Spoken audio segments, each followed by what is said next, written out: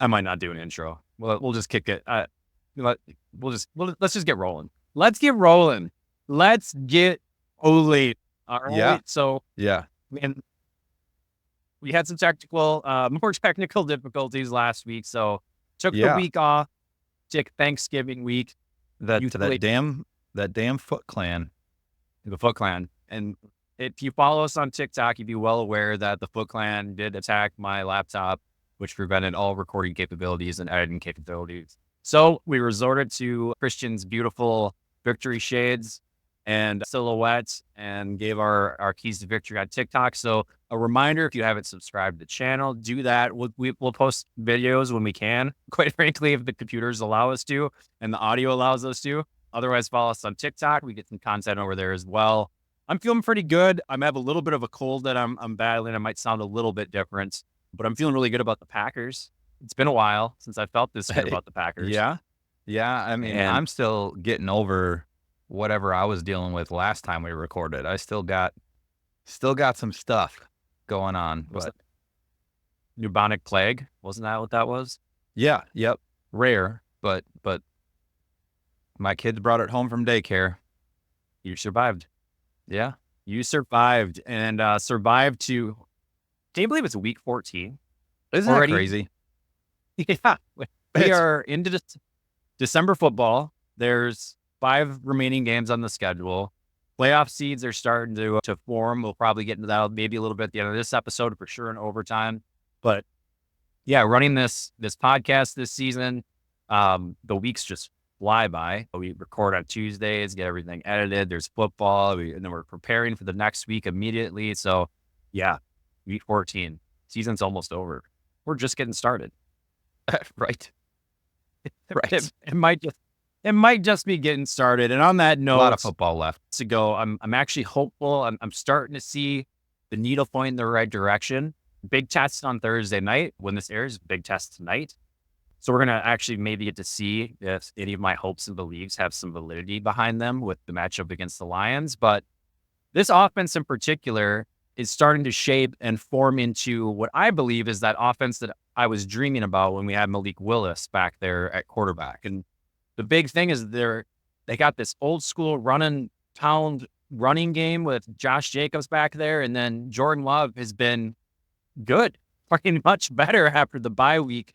What are your optimistic viewpoints or pessimistic, wherever you want to, whatever angle you want to take? How are you feeling about these Packers heading into to week 14 at this stage of the game? Yeah, no pessimism here. Everything's starting to click. They're starting to look like the team that we were hoping they would be from the very start of the season. Obviously, and thankfully, even though they haven't looked like this all year, it's still turned into quite a few wins, 9 wins, obviously. But the way this offense is clicking, the way the defense is clicking, it's what we were hoping for from the get-go. And I think Packers are starting to get hot at the right time. I mean, going into this week, obviously we're getting ahead of myself here. We're going to talk more about the matchup this week, but biggest game of the year probably. And Packers are getting hot at the right time, I think. Both their wins against the Niners and the Dolphins looked very, very dominant, very smooth. There was no stress. Platoon. Yeah, it was a very stress-free viewing of these games. Every platoon of the team, so offense, defense, special teams, has been looking good the last couple of weeks, especially in that Dolphins game. So yeah, I think Packers are clicking and getting hot at the right time. So coming out of their bye week was kind of where I went back to. So the last 3 games, and that Chicago game wasn't exactly a pretty game. We saw some of the same old mistakes. They narrowly escaped that one with a blocked field goal at the end of the game. But on the offensive side, 2 players that I got to give shout outs to are standing out. Obviously, Jordan Love, he's starting to look like himself, play like himself, kind of that late end of season Jordan Love that we saw last year.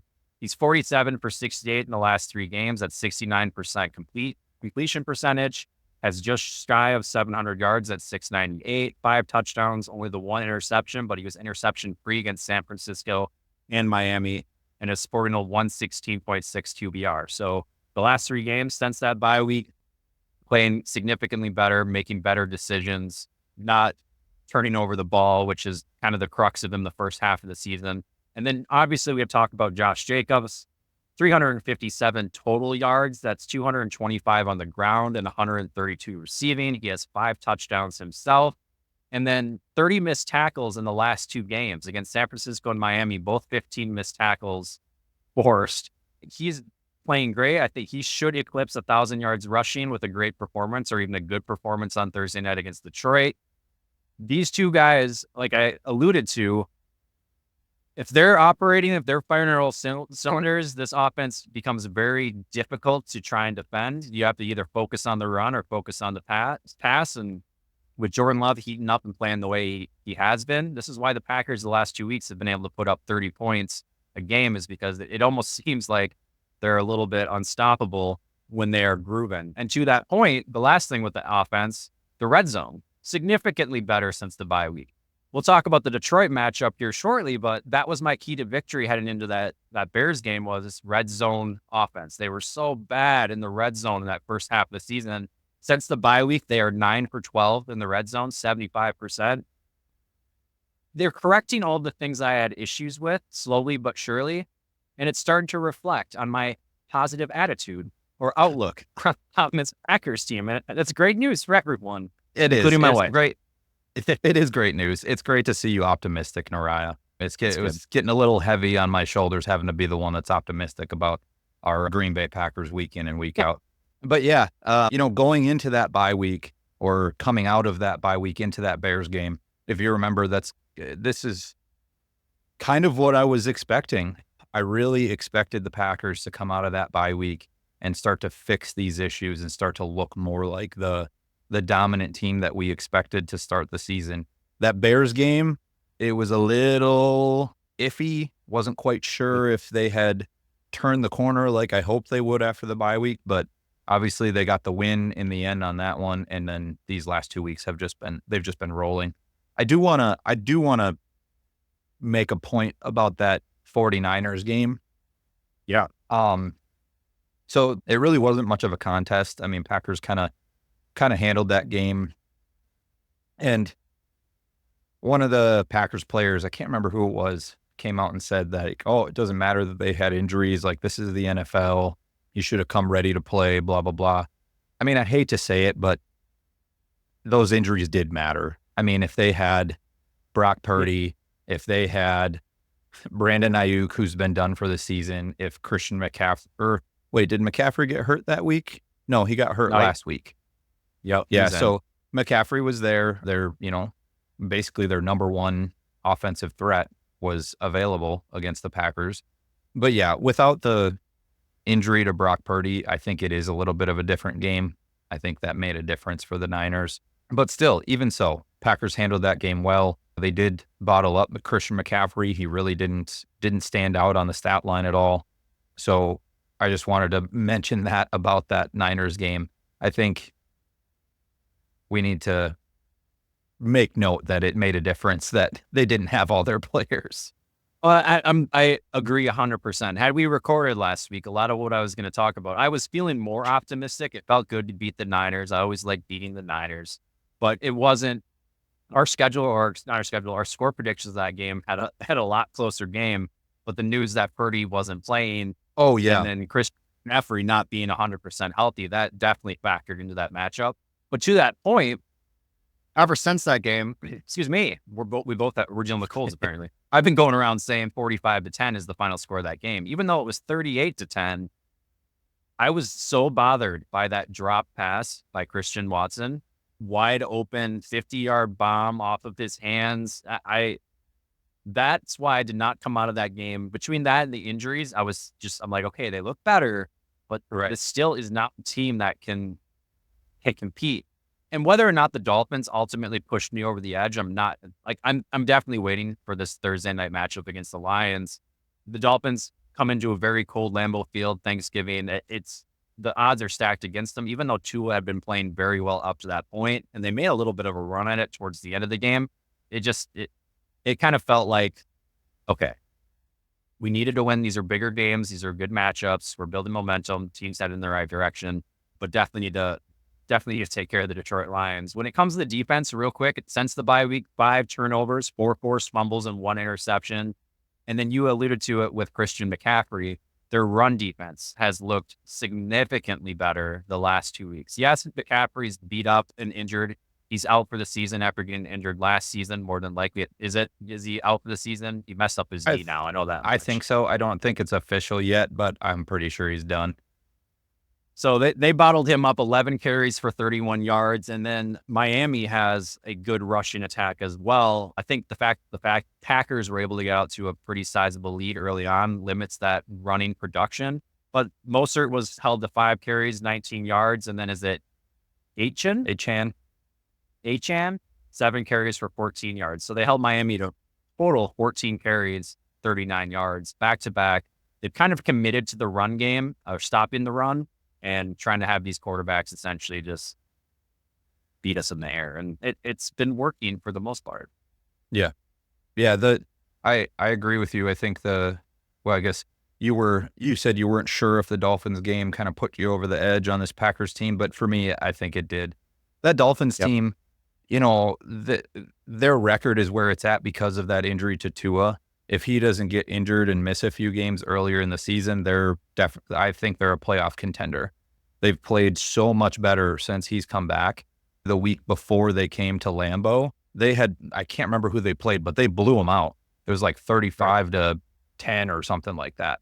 And so for the Packers to really bottle up that high-powered offense, I think Lambeau Field had something to do with it, the cold weather, but ultimately that Packers defense is looking very strong. The turkey leg had something to do with it too. Jordan Love was determined to get his turkey leg, and it happened. It definitely happened. All has not been smooth sailing, though, the last 2 games in particular. What's up with these defensive lining up offsides? I'm screaming at the television. It's clear as day. And luckily, Matt LaFleur commented it on Friday on his press conference. It feels like Groundhog's Day. He at least acknowledged that these guys lining up offside has got to get itself fixed. But in back-to-back games now, we're talking like a full helmet over the ball, and automatic flags are being thrown just at the snap. So that needs to get cleaned up. Hopefully we don't see any more of that against Detroit. Anything else you want to say about this Packers team before we head into Detroit? No, I don't think so. Being good. I alluded to it earlier. Biggest game of the year coming up. So let's get into it. Well, injury report. Let's knock that out here real quick. So Packers obviously are down, or have been down, Jair Alexander. He is questionable. And then Romeo Doubs, who went out with concussion against San Francisco. He is still in concussion protocol as of Tuesday. Only 2 other players did not practice this week outside of those 2. You're looking at Edgerrin Cooper, who's dealing with a hamstring, and then Corey Valentine, who's dealing with a knee injury. So Packers looking relatively healthy.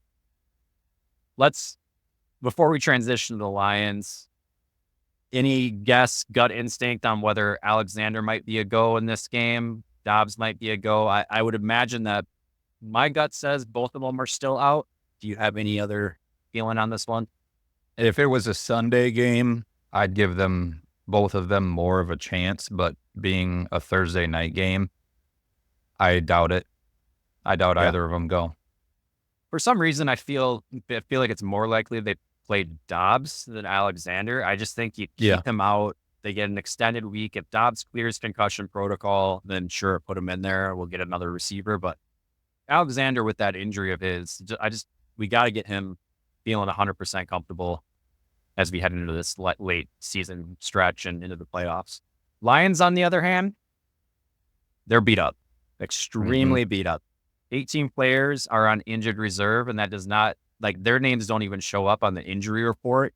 There are a total of 6 other players on the injury report, and there are 3 defensive linemen and one tackle who have not practiced at all this week. They are suffering. They are bleeding. They are hurting on all sides on that defense when it comes to the injuries. And that's a huge thing that they're trying to overcome right now. Tough. And it's probably part of the reason why they've looked a little bit up and down the last 2 weeks versus the dominant stretch that we saw back in October or early November. Yeah, this last week against the Bears, the Lions defense got real beat up. Real beat up. Injuries are a big factor. If you haven't been following Detroit, though, that's the biggest thing I wanted to convey, is that the Lions are not feeling too healthy. So heading over to this game, talking about the Lions, Packers, the rematch, if you will. Packers 9-3 entering this matchup. Again, we have to remember their 3 losses: Philadelphia, who's 10-2, Minnesota, who's 10-2, and Detroit, who's 11-1. Our 3 losses have come to teams with a combined record of 31-5. However, Green Bay has won 7 of their last 8 games. Their only loss in that stretch coming to Detroit in week 9. In the last 2 weeks, they're playing their best football, as we just discussed. Detroit, on the other side, 11-1. Haven't lost since week 2 against the Tampa Bay Buccaneers. They've essentially rattled off 10 straight victories. They survived that nail-biter of a game against Chicago on Thursday on Thanksgiving. Did you watch that game? Did you see what happened? I did. Honestly, that game should have at least gone to overtime. I don't know if the Lions lose in overtime, but what the hell? That was insane. So we'll probably talk about it in overtime, but yeah, we'll definitely talk about that more in overtime. For me, looking at this game and kind of getting ready for it, I had to go back to that week 9 matchup and try to kind of spark my memory a little bit of specifically what happened, right? So Lions win that game 24-14. It's a monsoon weather conditions at Lambeau Field, cold, rainy. Detroit gets a 4th and goal touchdown on their very first drive. Green Bay misses the 46-yard field goal. Love has a pick 6 with 30 seconds in the first half, and that gets them down the whole 17-3 at halftime. Detroit scores on their first drive to start the second half and goes up 24-3. And then Green Bay didn't convert a 3rd down until there was 3 minutes left in the 3rd quarter. There were multiple drop passes, botched snaps, missed field goals, mistakes. There's a running thing going around the internet about how Packer fans like to say that we beat ourselves. Well, it's true. Okay. I'm not going to. That's what happened in that game. On the bright side, in that second half, we did hold Detroit to only 58 yards and 0 points after they had that scoring drive to start the second half. So the defense finally clicked. They started to turn it on, but too little, too late. Kind of the same story that we had against Minnesota earlier on in the season. So as I watched these press conferences, I've watched Matt LaFleur speak. I've watched Dan Campbell speak. All the rhetoric and the talking points for Detroit is overcoming injuries and overcoming adversity and what this team needs to do to continue to be successful. On the Packers side, they're talking about physicality. And are you going to be physical? Are you going to get at the line? Are you going to beat these guys? Are you going to outman the other man on the side of the field? So one team seems to be trending in the right direction. The other team seems to be trending in the wrong direction. It's the exact opposite of where we were heading into that week 9 matchup. And you and I both said that the Packers aren't there yet. So my question to you is, are the Packers there yet? They are, Nariah. They are there. We've already talked about it earlier tonight. Packers are getting hot at the right time, and the Lions are being peppered with injuries at the wrong time. Obviously, they want to end this season strong, and it's going to be tough to do with how many injuries they have on the defensive side of the ball. Having their defense so beat up. I mean, the Lions aren't necessarily known for their defense. They're known for having arguably the best offense in the league. But the Packers have a pretty damn good offense too. And if the Lions defense can't do anything to stop the Packers offense, this is just going to come down to a shootout, and it's anybody's game at that point. Speaking of Detroit's offense, they're second in the league this season, total yards a game at 395. They're first in first downs a game. They have 23 a game. They are first in points a game at 31.9. They're 6th in red zone percentage at 66%. I mean, their offense is clicking. Jared Goff has played phenomenally well. And if Josh Allen out there in Buffalo wasn't having the season that he's having, he'd probably be a little bit higher up in that MVP competition or conversation. But really, when I look at this offense, this Detroit offense, it's that 2-headed monster at running back. Those guys, Gibbs and Montgomery, have been a force. And looking at their stats, I mean, Montgomery has 166 attempts. Gibbs has 163. Montgomery, 720 yards rushing. Gibbs has 973 yards rushing. 11 touchdowns for Montgomery, 10 touchdowns for Gibbs. Like Campbell is essentially giving these guys the same amount of snaps, same attempts, and they're putting up very similar numbers in production. It's a luxury that the Packers do not have. Now, Jacobs is the third highest ranked running back in the league right now, but he doesn't really have anyone else behind him to maybe take some of that workload off. And this running back, when I look at this matchup, that running back group has to be a high focus because they kind of sliced and diced us last time that we played them too. Yeah, Sonic and Knuckles. That's what they call themselves.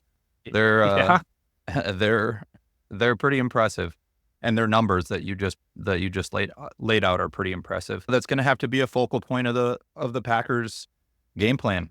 Stop the run, but that's what it is every week. Lots of teams have good running backs. Not many teams have two high caliber running backs like that. But regardless of which one of them's on the field, it shouldn't matter, right? They got to stop the run. So I guess what are some keys, maybe not keys to victory at this point, but what do you think? Do you have certain notes that you want to address or topics that maybe the Packers need to do different this week than what they did in week 9 that leads to victories? Or I guess what are your overall talking points that you want to cover headed into this matchup? Preparing for this episode, thinking about this matchup, it's kind of hard to come up with really anything different than what we had talked about in the first matchup. Packers still have to do all the same things. This Lions team is very good. I think with their injuries on defense, the Packers really need to take advantage of that and get off to a hot start. But what really killed it for the Packers was turnovers the last time these two teams faced each other. So that's hopefully not going to be as much of an issue because they're in a dome. They're in Detroit. We're not going to have a bad weather situation like we did in Green Bay. So hopefully we don't deal with as many turnover issues. And if Love doesn't throw that pick 6 at the end of the first half, their first matchup, it's a totally different game. You brought it up last time they faced each other. Packers defense shut out the Lions offense in the second half for the most part, other than their first drive. So Packers play like they did in the second half against the Lions.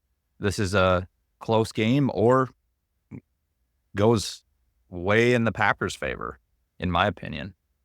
Yeah, just a lot of those mistakes that we had seen have been cleaned up. The penalties have gone down. We kind of had a stretch of some drop passes there for a while. Those have been cleaned up a little bit here over the last couple of weeks outside of Christian Watson dropping that 15-yard bomb. It's going to dwell on that one for a while. Yeah, just the mental errors in general. Play calling has been sound. Matt LaFleur has looked really good, especially in that San Francisco game. Like the play calling and the play design was just phenomenal that entire matchup. You could tell he came prepared to try and prove Kyle Shanahan that I'm the better coach in this matchup. And so he's trending in the right direction. The team's doing a lot of the stuff. It's all those little things. And yeah, I don't outside. We want to maybe touch on the implications because we're talking about late season games, playoff seeding and whatnot. This game is really crucial for the Lions to win to try and shore up that NFC North spot. And it's also crucial for the Packers to prove that they can beat one of these top NFC contenders that they're inevitably going to have to face again sometime in the playoffs. Packers, outside of this Detroit matchup, they go to Seattle, home against New Orleans, at Minnesota, and then home against Chicago. The Lions, their remaining games are home against Buffalo, at Chicago, at San Francisco, and home against Minnesota. If I'm looking at the Lions games, they got to drop at least 2 to be tied with the Packers. And then we get into all these tie-breaking scenarios. Ideally, they drop 3, which is going to be really tough for them to lose 3 out of their last 5 games. It would help if the Packers beat them. But I think that Buffalo matchup's really good. I think Buffalo has a serious shot at giving Detroit an L. Who knows what Chicago does? Who knows what San Francisco is in week 17 of the NFL season? And then Detroit and Minnesota to wrap up the season could really determine a lot of what happens here. With 5 weeks to go, where do you feel like the Packers shake out here in the NFC North? Do you think they are legitimate, find themselves the number 1 seed, or do you think they settle somewhere in that 2 or 3 seed still? Well, so I don't know that they can get a 2 or 3 seed if the Lions end up winning the division. right? Yeah, I'm talking about in the North. Where do you think they Oh, finish in the North? if where do I think? Okay, I see what you're saying. I mean, in all honesty, I don't know that I see the Packers overtaking the Lions for the NFC North. I take that back with what's happened to this Lions defense. That could really cause some issues the rest of their season. I mean, they got this matchup with the Packers. Packers are getting, I don't know how many times I'm going to say this. Packers are getting hot at the right time. Um, so, and the Lions just ended up with all these defensive injuries. So we're hoping that turns into one more loss for the Lions. And if their defense can't get healthy, they're playing the Bills, which even if the Lions defense was healthy, I still think the Bills beat the Lions, honestly. I think Yep. the Bills are a better team. So there's another loss. So then they're even, well, hopefully even with the Packers at that point. So yeah, Right. I don't know. It's really tough to say. It depends on how quickly this Lions defense can get healthy again. Yeah. I mean, what's crazy is Minnesota's right there in line with them. Right. I don't know how they keep winning. It's like for I weeks can't now. believe that I can't believe they won that game. And we'll talk about it in overtime, but I All right. digress. I'm not going to say any more about it right Let's now. head over to keys to victory. Why don't you kick it off? I have a couple of them written down. I don't want to steal your Sure. thunder. What do you think is the number one thing the Packers need to do in order to secure a victory on Thursday night? So, like I said before, it's kind of hard to come up with different points, different keys to victory from the last time these two teams matched up because it's kind of the same scenario. There's still the same things that the Packers need to do to come out with a win. But one thing that I really think they need to make a point this week is something that they haven't really been able to do all year just because of the way their defense is set up. The Halfley defense leaves the middle of the field very open. So they're focused on pass rush. It was focused on stopping the run. If it's a pass play, they're focused on pass rush up front. And then their corners and safeties are preventing the big play, which has also allowed, McKinney to have as many interceptions as he has and prevented a lot of big plays against the Packers. And now that I say it out loud, I don't know that there's a single deep ball play against the Packers this year. Like a 40, 50-yard bomb. Can you think of any? No, I'm sure there Which has been though. But I can't think of any off the there top of my there head. may have been one or two, but it's been very limited, which is a good thing. But against this Lions team specifically, their star players eat across the middle. Amon-Ra St. Brown, he's not necessarily a deep threat. He's a slot receiver across the middle type guy. Sam Laporta, their tight end. Tight ends are always a middle of the field, up the seam type player. Both of these running backs that you brought up earlier, out of the backfield, into the flat, across the middle. This is where the Lions eat. This is where their offense really takes up chunk plays. So I think Halfley's going to have to adjust at least a little bit to cover that middle of the field. Against the Dolphins last week, that's kind of where they got going in the second half and started eating away chunk plays, driving down the field. So I think something has to be done about that, especially against this Lions team, because they use that middle of the field so often and so well. So that's my key to victory this week. I think Halfley and that defense have to come up with some way to do better across the middle of the field. I love this matchup so much. Just listening to you, we finally get it's a little bit of a revenge game. You can't let Detroit own the series. And your point, Halfley's going to have to step up and coach his best game and get his best game plan out there on Thursday night to try and slow down this offense. And then Matt LaFleur is going to have to do the same on the offensive side of the ball. And there's a lot of, like I said, I have multiple keys to victory. The one that I'm landing on, or the one I'm gravitating the most, I have counterpunch wrote down. And specifically, when I look back at that Week 9 game and I look back at some of these certain matchups, things are going to happen. Maybe there is a fumble. Maybe there is a Detroit picks up a fourth down and keeps the drive alive sort of scenario. They really have to fight fire with fire in this one. And one of my biggest gripes coming out of that Detroit Lions loss a few weeks ago was that I was hot on Matt LaFleur. I didn't think he was aggressive enough. I thought he played too conservative. I don't think that they had some of that physicality, which they're talking about more and more lately with this Packers team. So when they stop Detroit on a 4th down or they get a turnover, they have to capitalize on that. When they find themselves in a 4th and short, maybe at midfield, rather than punting it or doing a fake hut and taking a 5-yard penalty and punting it, go for it. Like, I want to see them just kind of take control. And then when things happen, be able to counterpunch and not just succumb to Detroit's will throughout this game. And I think it's kind of a loaded answer, but I think if they can play their game and not let Detroit do what Detroit wants to do, I think that's how they come away with this victory. Now, I don't think this is a close game. Let's bleed into score predictions. Maybe I'm flying too high on my magic carpet ride with this Packers team right now. But with that Detroit defense being as banged up as it is, Detroit opens as 3.5-point favorites. This was a 6.5-point odd a few days ago, and that continues to come down. I think more and more, the betting line, the Vegas, if you will, is starting to feel a little bit, nervous about that Detroit line. So for me, in my score prediction, I think this is a coming out party. This is the moment. I'm putting it all on the line. Thursday night at Detroit, best team in the NFL, show up and just destroy them. I'm there. 38-24 is my final score.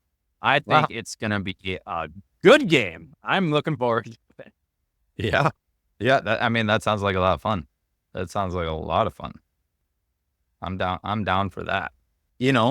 Oddly enough, I don't have this game that close either. Not at all. I don't have quite as much scoring as you do. I have Packers 27, Lions 19. So what's the margin of victory there? So you had what was your score? 38-24? I got a 14-point. I have a 2-touchdown lead. Okay. So mine's only 8 points. Yeah, I'm really getting that same feeling I had against that Cowboys matchup last year, like heading into that, where we go into a dome, a controlled environment, playing a team that is just, a great team, best team in the league, arguably. They are. And the Packers starting to click at the right time. And this is I just feel like everything's trending in the right direction. Detroit's beat up. Let's go punch them in the jaw. It's a revenge. Yeah. There's no reason why they shouldn't win this game. Everything is stacked in their favor for them to win this game. So I think they just punch them in the jaw, and then people start talking about the Packers a little bit more next week. Yeah, it's been growing, the buzz about these Green Bay Packers these last couple of weeks. Many analysts and commentators are saying, hey, these Packers are legit. They're contenders in the NFC. So I think, a little under the radar. I think, I agree. I think it's a perfect opportunity for the Packers to punch them in the mouth. Kick them while they're down. Kick them while they're down. Kick them while they're up. Kick them while they're down. No. What? In regular life, you don't want to kick anybody when they're down. Let's just preface this. Let's make sure people don't get the wrong idea about us. I'm not about kicking anybody when they're down, but take advantage of the Lions' disadvantage this week. I'd say kick them while they're down. Let's head over to overtime. We can talk about all the other news in the NFL.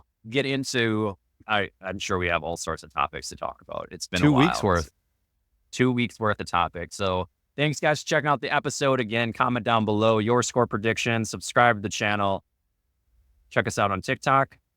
And then check out our overtime episode. It will air after the Packers-Lions game on Thursday night, where we will break down the rest of the NFL score predictions and continue to drink. I got Jell-O shots, so I'm going to take that overtime. Let's go. Till next time, Christian and I will see you on the internet. Thanks for watching. Kick them while they're up. Kick them while they're down.